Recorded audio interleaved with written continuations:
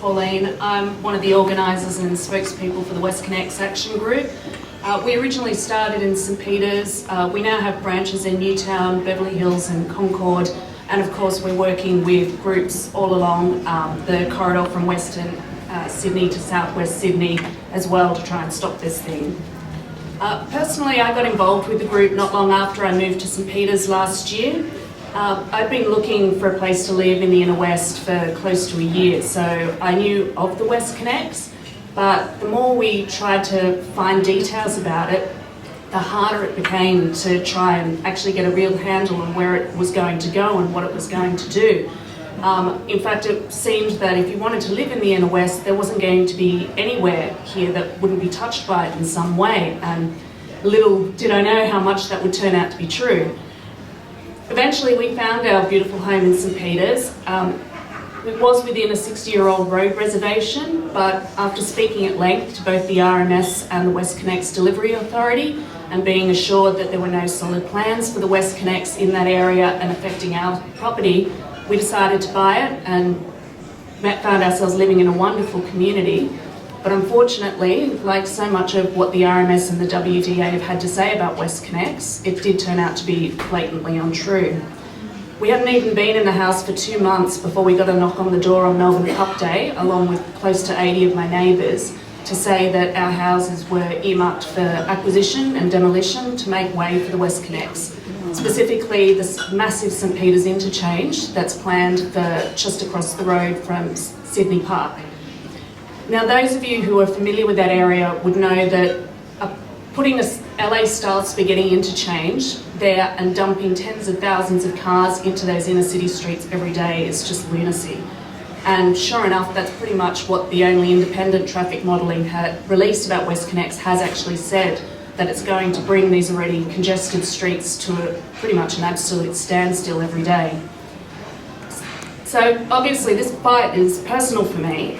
But I think that what's giving this campaign its momentum and what's inspiring a lot of ordinary people to join us is that this isn't just about stopping a toll road. This is about what kind of city it is we want to create and how we go about creating it. And Wendy's touched on this in terms of the how, because I think it's pretty clear that even if the process by which WestConnex is being planned isn't corrupt, it's certainly been completely corrupted. We as taxpayers are being asked to fork out $15 to $20 billion and bear all the risk for building this toll road because after a series of toll road failures across the country, no private company is actually touching this. This is actually up to us to fund and build the initial parts of the motorway until and unless it becomes profitable, at which point it will be sold to private toll road operators. So even though we're being asked to carry this huge risk, the government is refusing to release the business case to the public that would explain exactly what we're getting for this money. And in fact, as Shadow Roads Minister Jody Mackay has recently revealed, the business case hasn't even been done yet. It's not finished. Yet this project has been kicking around for years and millions of dollars has already been spent on it. We also have a situation where construction contracts are being signed and hundreds of people are being forced from their homes and businesses before any plans are released, let alone any environmental impact statements conducted. WestConnex's so-called community consultation has been basically a sham. It's much more about stifling dissent once plans are released than actually having any meaningful engagement to figure out what it is that people do and how we can actually build transport solutions that cater for that. And all of this suggests that the planning approvals are just being treated as a rubber stamp or a fait accompli, rather than the rigorous assessment processes they should actually be. In any case, any criticism the WDA receives is generally completely ignored anyway, and the furore around the stacks that Wendy referred to that will be releasing the pollution from the tunnels are a primary example of that. There is mountains of evidence pointing to the cancers, the respiratory diseases, the developmental defects in unborn babies and kids that pollutants from these kinds of tunnels causes. But the WDA has already said it doesn't have any plans to filter any of the 9 stacks it plans to build along the route. So that's basically a stack every few kilometres or so from Homebush down to Beverly Hills and all through the inner west. That's pretty much why our group calls these poison stacks rather than the ventilation stacks that the government uses, because poison stacks really is a much more accurate description of what it's going to do. So that's the issues we've got with the way this project is being conducted.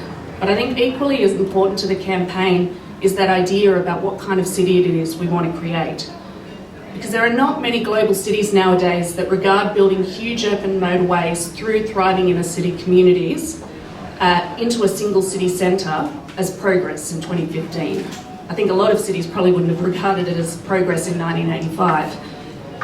The idea that you can build roads to solve congestion, as Wendy said, has been tested to destruction. It's been proven time and time again that all they do is induce demand and put more cars on our roads. And the proof of this can actually be seen in the design of WestConnex itself. Most of it duplicates or widens roads that we've already got, like the M4, the M5 and the City West Link.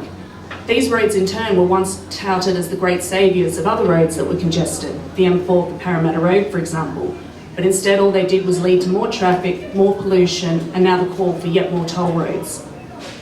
As well as the obvious negatives you'd expect, like the pollution and increasing living costs from having to pay tolls, motorways also encourage sprawl, and they stifle the growth of the kind of knowledge-based, creative industries that our city is going to need to keep competing on a global scale.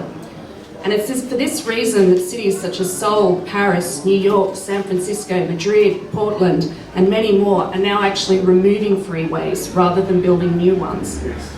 And perhaps counterintuitively, this doesn't lead to Carmageddon, as you might expect. The extra traffic simply just tends to disappear as people switch to other modes of transport.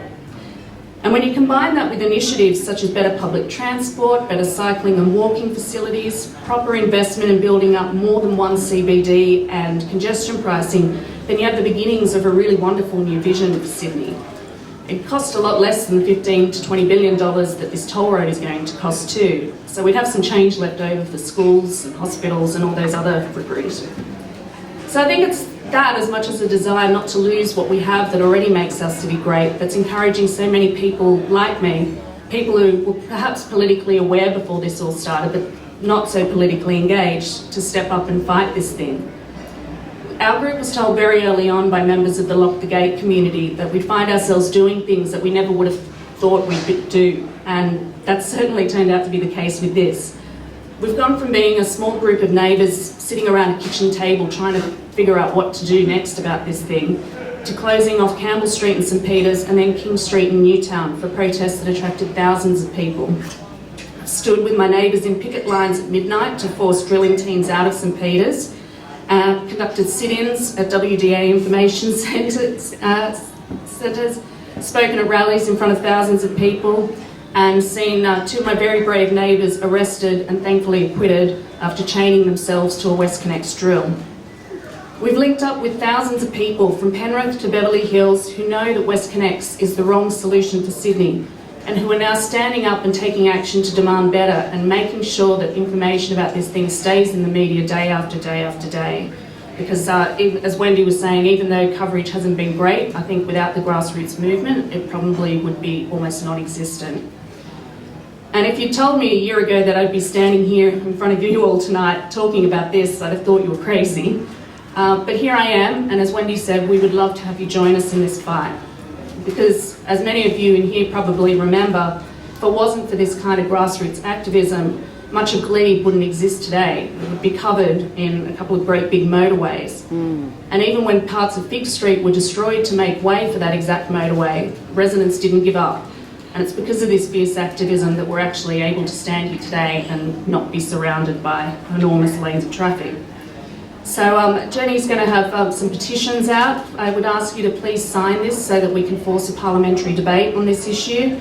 Please add your email so that we can keep you up to date with the campaign, and obviously let us know if you'd like to be more involved, because together I really do think we can stop WestConnex too.